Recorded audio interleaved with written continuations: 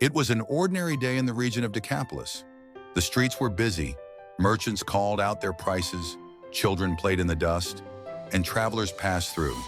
But in the middle of all that noise was a man who lived in silence. His name was Ezra. Ezra had been deaf since childhood. He could see the world, but he couldn't hear it. Words swirled around him like waves, but he was never part of them. And speaking? That was even harder.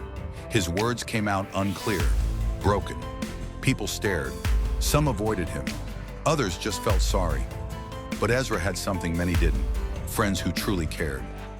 One day word spread. Jesus of Nazareth was passing through town. They had heard the stories.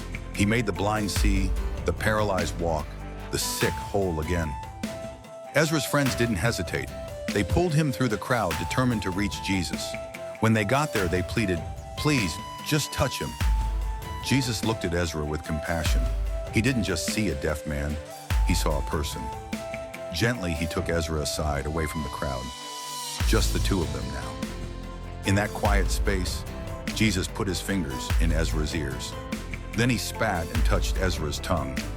It might seem strange to us, but it was a powerful personal gesture.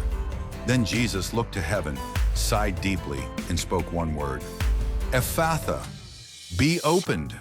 And suddenly Ezra could hear the wind, the birds, the voices. It was overwhelming and beautiful.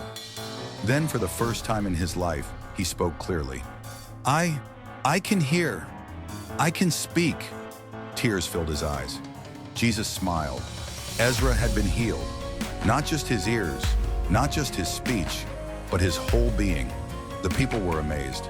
"He has done everything well," they said. "He even makes the deaf hear and the mute speak." But for Ezra, it was more than just sound. It was life, belonging, a new beginning. That's what Ephphatha means: be opened. Jesus still speaks those words today. To our hearts, our fears, our silence. Be opened, be restored, be made whole.